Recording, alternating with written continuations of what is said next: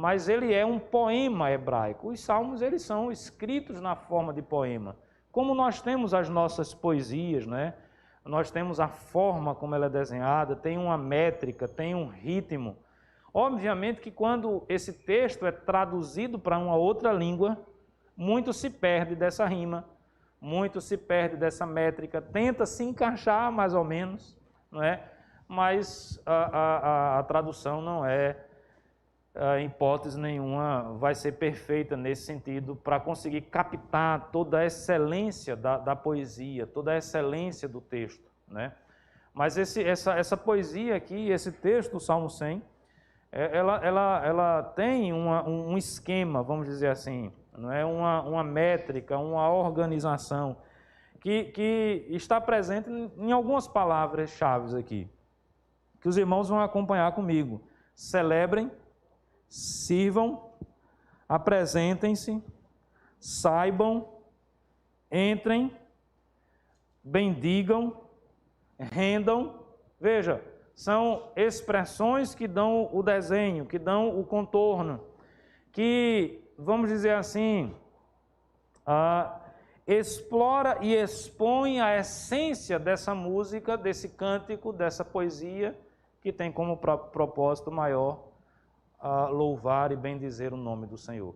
Na realidade, esse cântico, ele não apenas adora, ele louva, mas ele nos convida a adorar. É um convite à adoração, não é? É mais ou menos aquela ideia, não sei quantos irmãos lembram e percebem isso, eu não faço muito isso, mas alguns pastores, né, têm como costume, no início de algumas liturgias, né, convidar a igreja à adoração, né, invocando o nome do Senhor e convidando a igreja à adoração. A ideia desse salmo é essa, a ideia de convidar, a ideia de fazer com que todos aqueles que vão ouvir ou cantar essa música se sintam convidados a fazer algo. O quê? Louvar, glorificar, bendizer o nome do Senhor. E é isso que nós estamos fazendo também aqui nesta manhã. E é isso que nós devemos fazer todos os dias e todos os instantes da nossa vida, agradecer, celebrar, louvar, bendizer o nome do Senhor, nosso Deus. Porque apesar das lutas, apesar das dificuldades, Deus é o Emanuel, Deus é conosco, Deus derrama bênçãos, Deus abre as portas, Deus providencia tantas e tantas coisas para a nossa existência.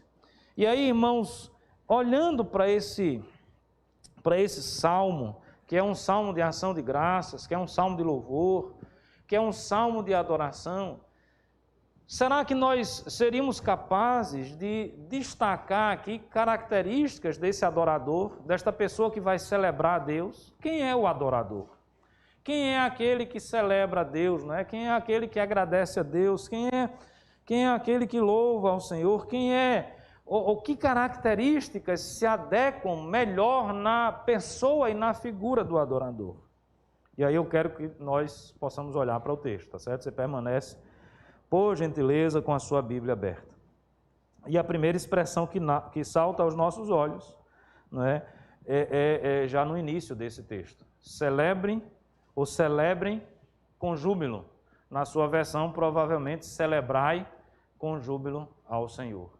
O adorador é aquele que celebra com júbilo. A mensagem, meus amados irmãos, é para todos os povos da terra.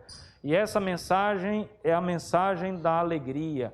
A celebração é a celebração da alegria. Quem celebra consegue achar lá no seu coração a alegria.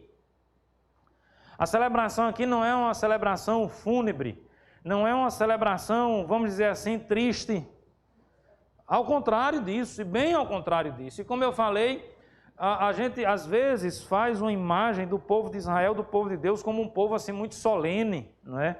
Como um povo muito casmurro nas suas expressões, nas suas falas.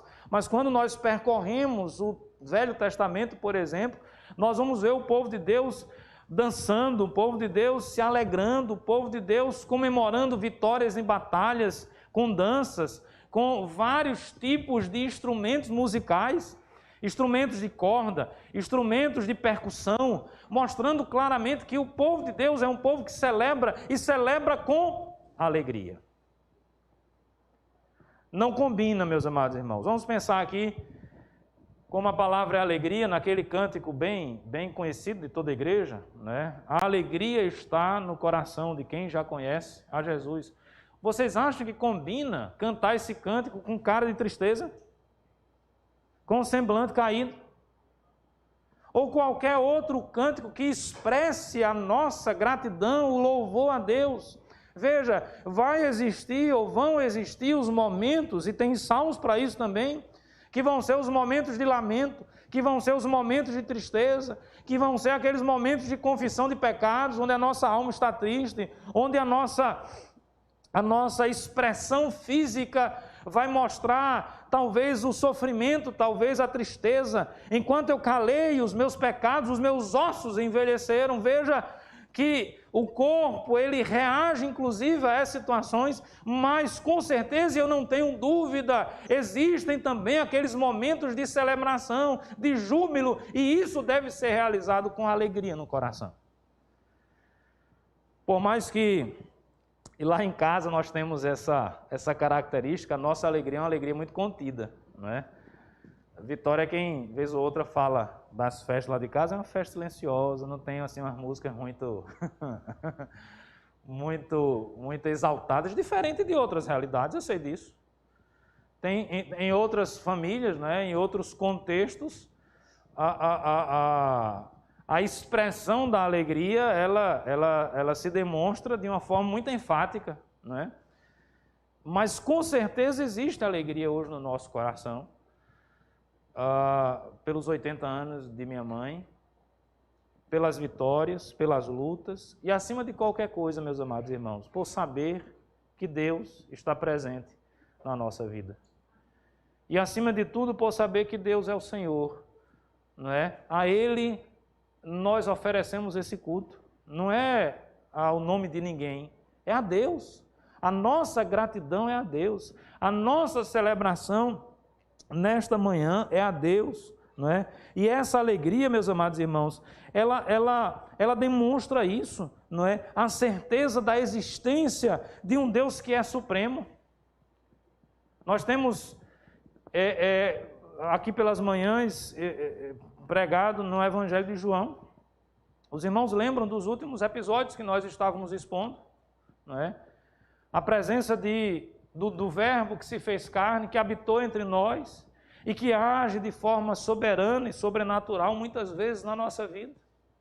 Lembre dos pães e dos peixes que foram multiplicados. Lembremos de Jesus andando sobre as águas, mostrando todo o seu poder e acalmando não apenas os ventos fortes que batiam contra aquela embarcação, os seus discípulos que ali estavam, mas acima de tudo acalmando o coração dos seus discípulos. É assim que Deus age na nossa vida também, ainda hoje, quando Jesus está presente e as ondas fortes se abatem sobre nós. Jesus continua tranquilizando o vento, Jesus continua tranquilizando os nossos corações. É por isso que o próprio Senhor Jesus diz: não andeis ansiosos por coisa nenhuma. Por quê? Porque eu sou Deus. Se eu visto os lírios do campo, com seu esplendor, com todo o seu perfume, que hoje nasce e amanhã morre. Os irmãos que gostam dessa parte de planta, não é, dessas coisas, e já viram, por exemplo, a flor que o mandacaru dá, não é? E geralmente ele faz isso antes da chuva. Ontem, o mandacaru que tem lá em casa, saiu uma flor muito bonita, e é terrível porque ela só dura uma noite, não é? Ela dura algumas horas, depois murcha e cai, mas é uma das flores mais bonitas que eu conheço, uma das flores mais bonitas que eu conheço. Então, mandacaru, veja, mandacaru está muito na minha mente, não sei se na mente dos irmãos é assim também.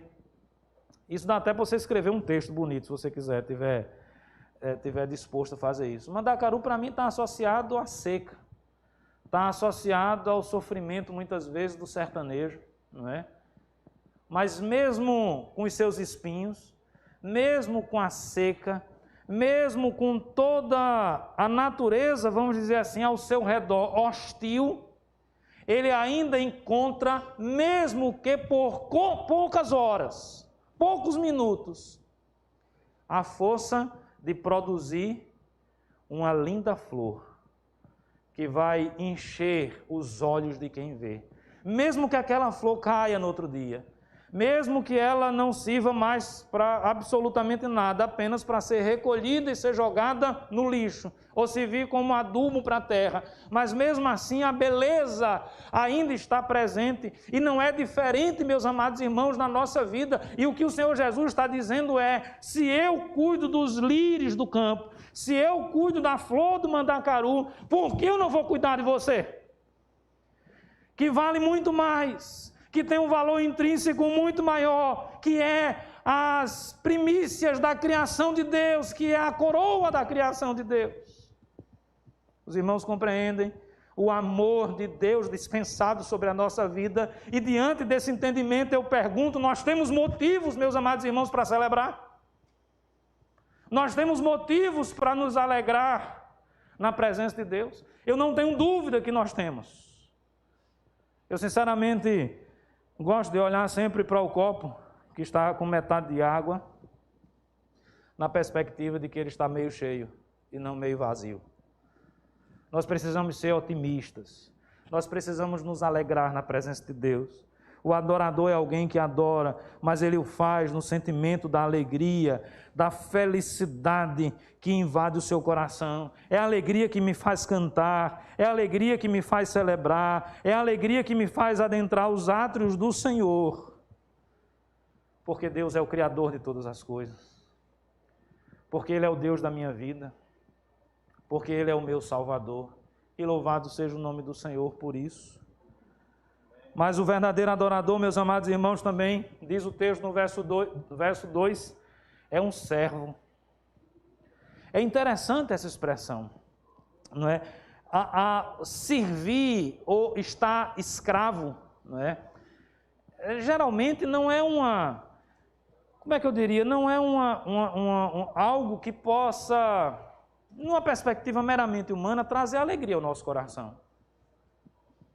Afinal de contas, quem de nós em algum momento não já sonhou com a aposentadoria? O brasileiro é interessante, a relação do brasileiro com o trabalho é diferente às vezes de outros povos.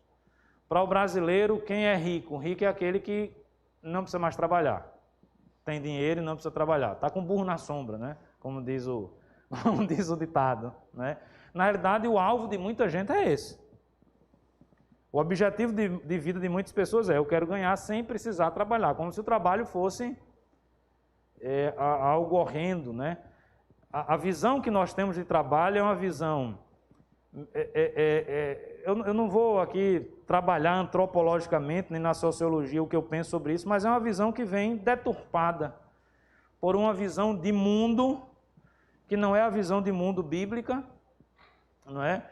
É uma visão que vem deturpada num conceito de luta de classes que muitas vezes não se apresenta da forma como alguns teóricos colocam. É uma visão de trabalho que é herdada talvez de uma interpretação equivocada da palavra de Deus, como se o trabalho fosse um grande castigo por conta do pecado, que não é. O mandato social, o trabalhar, estava presente antes do pecado, antes da queda. Deus criou o homem, Deus colocou o homem no jardim e Deus disse ao homem: cuide do jardim. Alguém aqui já cuidou do jardim ou cuida de jardim? Dá trabalho. Lembra daquela música: eu queria ter na vida simplesmente um lugar de mato verde, uma casinha para morar? Não tem uma música, eu não lembro agora certinho. Eu gosto sempre de citar essa música quando eu falo disso, porque assim, é uma coisa linda, né? Olha, o mato verde, uma casinha, a chuva caindo. Vai morar na roça? Vai lá para a roça. Morar na roça para ver o mato verde. O que é que você tem que fazer para que o mato fique bem bonitinho e verdinho, né? Para que a casinha fique toda arrumadinha. Não é assim não, irmãos. Olha, instantâneo. Dá trabalho.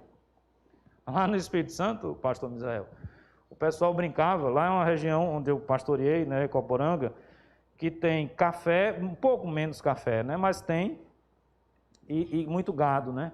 E o pessoal brincava dizendo que o melhor regime que existe é o regime do café com leite. Você acorda 4 horas da manhã para tirar leite lá da vaca, né? E depois você vai para o roçado do café dar uma limpada, né? Na plantação do café. Não tem regime melhor do que esse.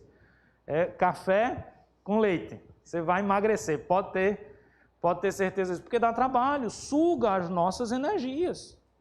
Né? Então o trabalho está presente na nossa vida, o trabalho está presente na nossa existência, e ele não pode ser encarado, o serviço não pode ser encarado como sendo algo terrível, como sendo algo danoso, não.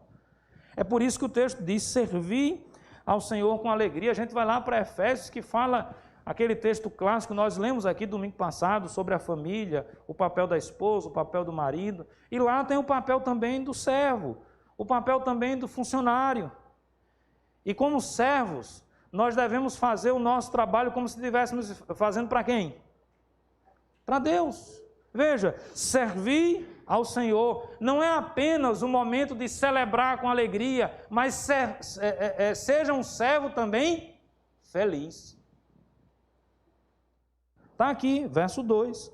Sirvam ao Senhor com alegria, apresentem-se diante dele com cântico. Santo Agostinho comentando esse texto, eu não vou lembrar da frase específica, mas ele traz uma ideia muito interessante. Ele diz que uma vez que nós fomos libertos pela verdade, o conceito é que agora nós somos e nos tornamos escravos ou servos com alegria no coração.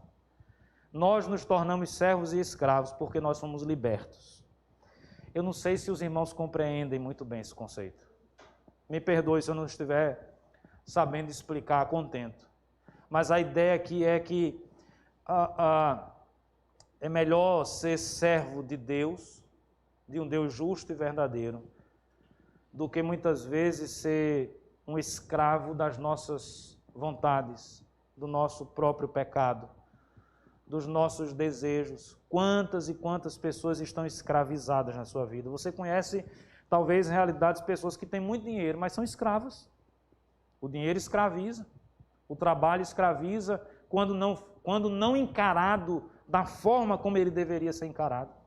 Na ética cristã e na perspectiva cristã, nós encaramos as atividades da vida, seja elas quais forem, numa perspectiva de que tudo aquilo que a gente faz, seja por obras, seja até pela nossa fala, fazei-o em nome do Senhor Jesus, dando por ele graças a Deus Pai. Eu convido você nessa manhã a celebrar a Deus com alegria. Eu convido você nesta manhã a se tornar um servo não murmurador, mas um servo feliz, alegre, porque você e eu fomos libertos pelo sangue de Cristo Jesus. Nós agora vivemos uma nova realidade.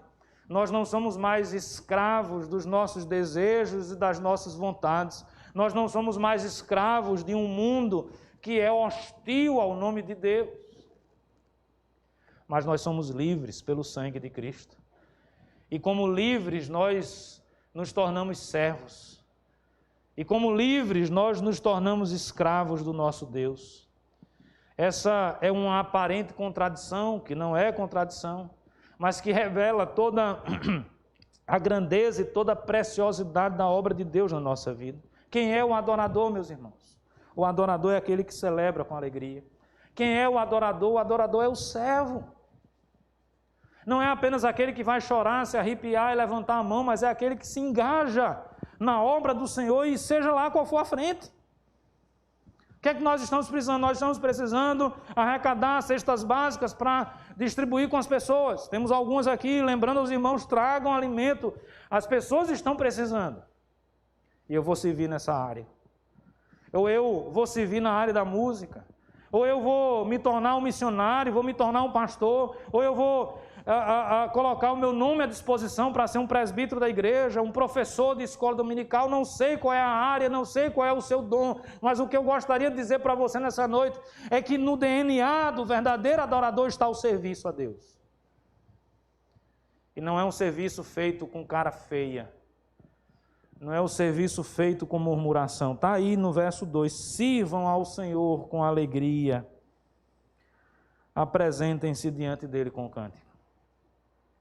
Pergunte aos irmãos, pergunte à minha mãe, pronto, os irmãos mais antigos da igreja,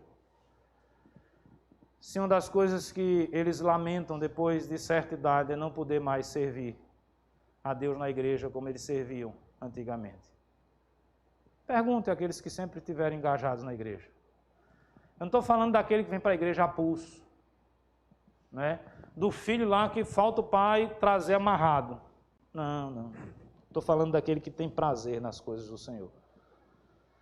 E no dia que Deus não permite que a gente tenha essa alegria de servi-lo, o nosso coração sente.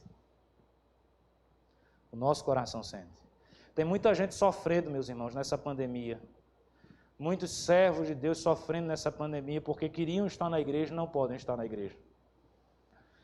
Como tem muita gente sofrendo que queria ver um familiar e não pode ver o familiar. São várias circunstâncias e várias situações.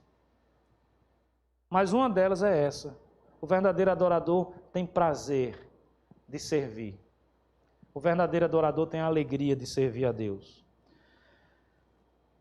Saibam, e aí é sabedoria aqui, é conhecimento também, saibam que o Senhor é Deus, foi Ele quem nos fez e dele somos. Somos o seu povo e rebanho do seu pastoreio. Interessante que aqui fala de um Deus que é criador, o Deus que nos fez.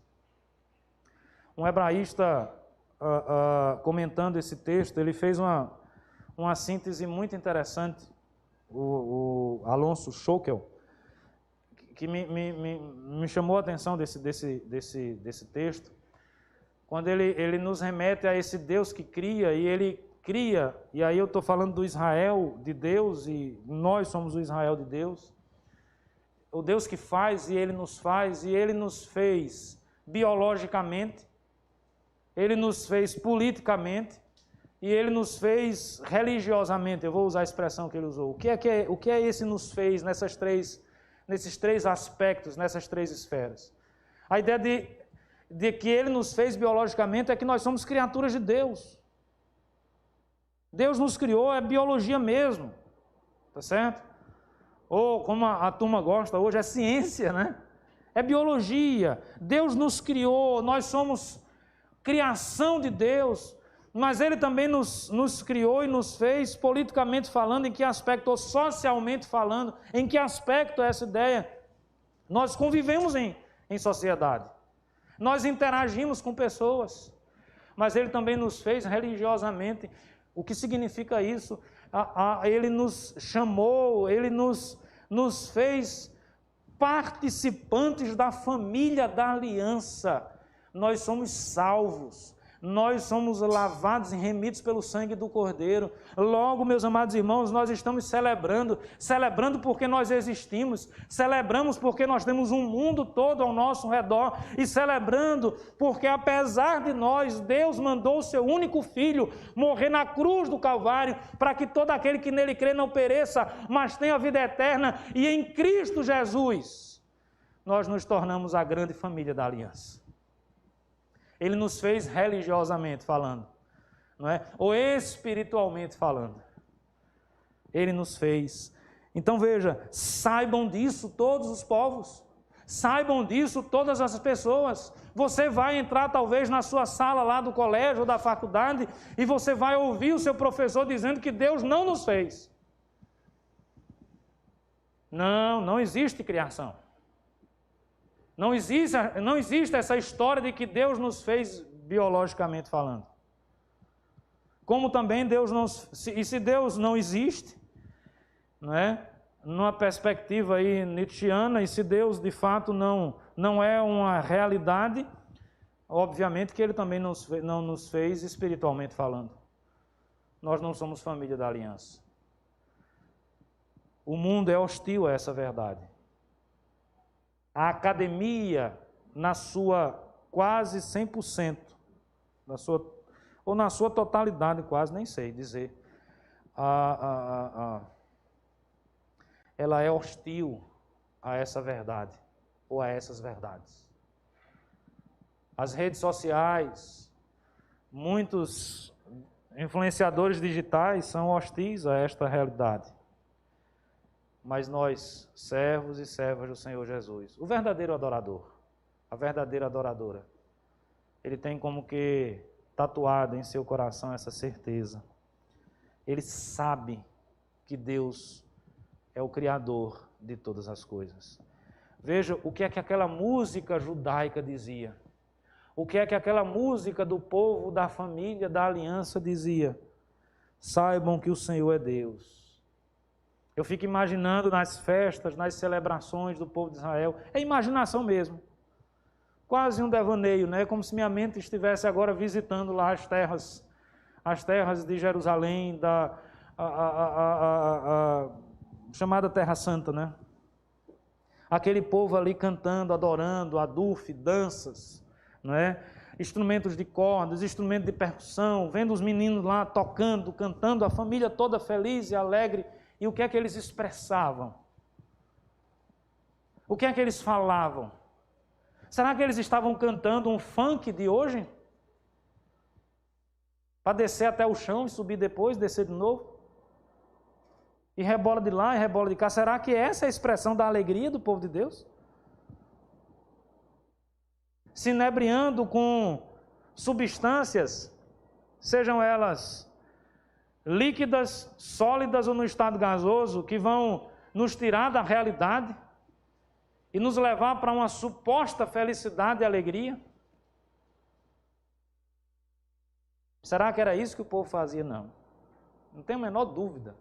Não era assim que o povo de Deus agia, não é assim que o verdadeiro adorador age. E sabe qual é a minha tristeza quando eu vejo se multiplicando no nosso meio essa forma estranha para mim de alegria? É que essas pessoas vão cada vez mais buscando isso, e buscando, mas elas não são felizes. Elas não atingem a alegria verdadeira. O que esse pessoal fazia aqui era se juntar e começavam a cantar, com toda a expressão de felicidade que lhes era possível. E na sua expressão de felicidade, eles professavam a sua fé. E eles demonstravam a sua gratidão e a sua felicidade ao Deus que criou todas as coisas, numa convicção pessoal de que eles sabiam e numa perspectiva de anunciar para as outras pessoas: saibam todos os povos, saibam todas as pessoas que Deus é o Criador de todas as coisas. Mas, pastor, o meu professor não vai concordar com isso. O problema do seu professor, eu continuo alegre e feliz, eu não preciso nem brigar com ele. Eu quero tão somente que ele perceba a minha alegria. E da minha alegria e da minha felicidade eu não abro mão, em hipótese nenhuma. O cara pode ter PhD, pós-doc, seja lá o que for. Eu conheço a Deus. Deus transformou a minha vida e não há diploma acadêmico que possa atingir a profundidade daquilo que Deus fez na minha vida. Então não estou preocupado e não quero sequer travar uma grande guerra, Não. Eu continuo usando os meus instrumentos de percussão, eu continuo sendo feliz, eu continuo sendo alegre. E eu continuo expressando a minha alegria dizendo: saibam todos os povos. Acreditem ou não, mas saibam que Deus é o Criador de todas as coisas. Eu preciso expressar a minha fé. Cadê o brilho nos nossos olhos, irmãos? Cadê a alegria do nosso coração, meus irmãos? Quando foi que nós começamos a perder a guerra cultural? Talvez nós começamos a perder essa guerra quando nós começamos a imaginar que essa guerra é uma guerra meramente cultural e não espiritual. Apesar da palavra de Deus dizer: contra quem nós guerreamos? Qual a natureza da guerra deste mundo? A guerra, meus irmãos, é uma guerra que se trava, obviamente, com expressões culturais, porque todas as nossas expressões são culturas, mas é uma guerra espiritual. De verdades espirituais. É o pano de fundo na nossa visão de mundo. Se você não consegue compreender isso, você já começou a perder a guerra. Você já começou a se deixar levar, talvez por essas outras expressões. Então eu sei qual é o meu lugar. Eu sei quem eu sou. Eu sei quem é Deus. Saibam que o Senhor é Deus. Foi Ele quem nos fez. Quem nós somos? Nós somos vasos na mão do oleiro. Nós somos dele. Nós sequer temos o poder sobre a nossa própria vida. Se você achava que tinha, desculpa, você não tem. O que é que nós somos, meus amados irmãos? Somos o seu povo. Somos rebanho do seu pastoreio. Pode me chamar de gado. Se o pastor for Cristo, feliz da vida. Outros pastores eu estou dispensando. Mas se o meu pastor é Cristo, sou gado mesmo. Do mestre, do pastor por excelência, do Senhor dos senhores. É isso que o texto diz. O que é que nós somos? Gado. Rebanho. Isso deixa o mundo louco. O mundo não consegue compreender esta verdade. Não é um gado novo. É um gado que se fez novo. É o gado que vai ser pastoreado por aquele pastor descrito não no Salmo 100, mas no Salmo 23. Lembra? O Senhor é meu pastor. O que mais? Nada me faltará. É isso que eu quero para a minha vida. Se você quer seguir outras coisas, faça. Porque, em última instância, quem não é gado? Em última análise, quem não é? Quem não segue alguma coisa? Quem não se deixa guiar por alguém? Eu prefiro ser guiado por aquele que não me deixa faltar aquilo que é essencial para a minha vida. Que me faz andar em pastos verdejantes. Eu prefiro ter a minha vida nas mãos daquele que, mesmo que eu ande pelo vale da sombra da morte, o medo, o temor profundo não vai adentrar no meu coração. Porque eu sei que Ele está com o seu cajado para me resgatar, para me sustentar.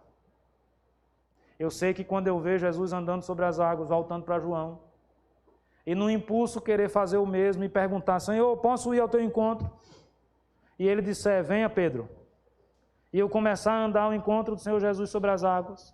E naquele momento, nós somos humanos, nós somos seres humanos e falhos. Eu começar a olhar para o vento e para a profundidade da água e começar a submergir. Naquele caso foi a mão, não foi nem o cajado, mas a ideia é a mesma. O cajado, os irmãos sabem, né? Tem aquela curvaturazinha, não é só design para ficar bonitinho, não. O design ali é um design inteligente, é para puxar os cabritos que se engancham no meio das rochas. Para resgatar as ovelhas. E se tem um bicho que é esquisito, é o tal da ovelha, da cabra. Não é? Anda por todo tipo de lugar, sobe parede íngreme. Não é? Eu tenho um amigo que dizia que só falta as cabras uma botar a patinha para outra pular a cerca. Não é? Porque é um bicho complicado mesmo. Precisa do pastor ali. E às vezes não é só com o cajado dizendo vai por aqui, é resgatando, caiu. Tem um vídeo que viralizou esses dias, eu vi. Não sei se vocês viram, não é? Tem tipo uma rachadura bem grande, assim, uma fenda bem grande na rocha. Não sei se vocês viram esse vídeo. Acho que circulou mais entre os pastores, porque o pessoal fez uma analogia do que é ser pastor. Aí vem o pastor e vai, puxa e consegue pela pata assim, traseira, puxar a ovelha. Eu acho que era uma ovelha. E aí quando ela está livre da fenda lá, ela sai danada correndo, pulando. Aí 10 metros lá na frente, puf, cai no buraco de novo. Aí alguém botou, essa é a vida do pastor, né? É tirar as ovelhas do... Eu estou falando do pastor, não é metaforicamente, não, pastor mesmo, que cria do gado lá, né? Então veja, eu preciso entender que eu sou rebanho de Cristo. E para eu fechar, meus amados irmãos, o texto diz assim, entrem por suas portas com ações de graça. O verdadeiro adorador é alguém que tem a gratidão no seu coração. E não apenas tem a gratidão no seu coração, mas ele expressa essa gratidão. Qual a forma de expressar a gratidão? Tem várias. Os irmãos conseguem perceber isso.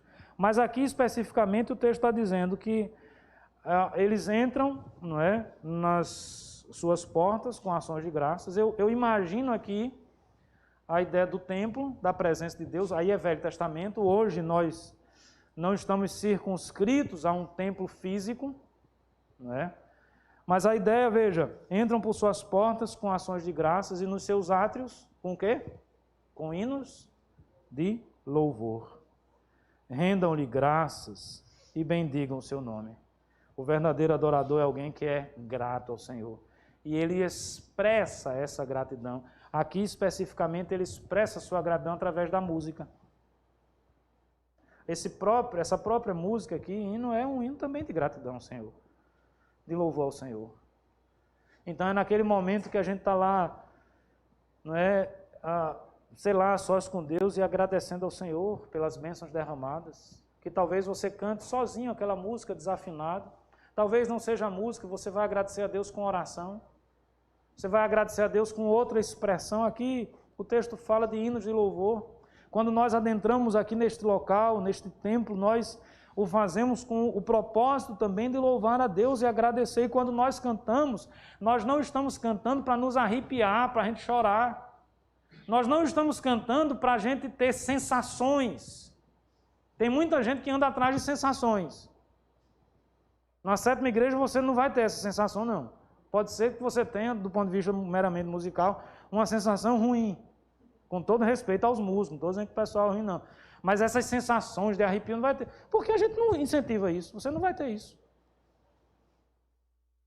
Mas quando nós louvamos, nós não procuramos. Veja, esse é um ponto central. Aquele que é um verdadeiro adorador, ele não vai em busca de agradar a ele mesmo. Não tem lógica. Se eu sou um adorador, eu quero agradar a quem? A Deus. E muitas vezes nós agradamos a Deus sem nem falar nada. Sem balbuciar uma palavra. Outras vezes a gente precisa cantar com alegria mesmo, como eu falei. Ninguém vai cantar, a alegria está no coração, como se estivesse no velório, triste. Tem todas as situações presentes.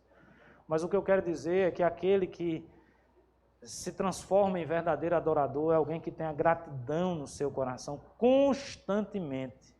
Constantemente, ele entra nos atos do Senhor com o propósito de adorar a Deus. É mais ou menos assim, hoje eu vou para a igreja, eu me levantei, e eu não vou para a igreja para eu ser agradado. Eu não vou para a igreja para eu dizer se gostei disso ou gostei daquilo. Eu vou para a igreja para agradar a Deus. E esqueça um pouquinho a igreja. Eu vou viver a minha vida porque a nossa vida cristã não é vivida na igreja. A igreja é o mínimo do mínimo do mínimo. Eu saí de casa hoje para trabalhar, mas eu saí de casa hoje para trabalhar não foi para ganhar dinheiro, foi para agradar a Deus. Eu estou cozinhando na minha casa, eu estou cozinhando não é para agradar o meu estômago. Eu estou cozinhando para agradar a Deus. No dia que nós entendemos que tudo aquilo que a gente faz tem como propósito agradar a Deus, a nossa vida é transformada, a nossa vida muda. Não tem como ser diferente. Meus amados irmãos, eu finalizo por aqui. Fechando com aquilo que nos ensina o verso 5. Por que a gente faz tudo isso? Porque é importante ser esse adorador com essas características. Porque Deus é bom. Porque a sua misericórdia dura para sempre. A misericórdia atingiu a vida de minha avó, atingiu a vida de minha mãe, atingiu minha vida, atingiu a vida dos meus filhos, não sei por quantas gerações mais, e continua atingindo. Porque as misericórdias do Senhor, elas duram para sempre, e de geração em geração, Ele continua sendo o Deus fiel. Louvado seja o nome do Senhor por isso. Amém. Amém.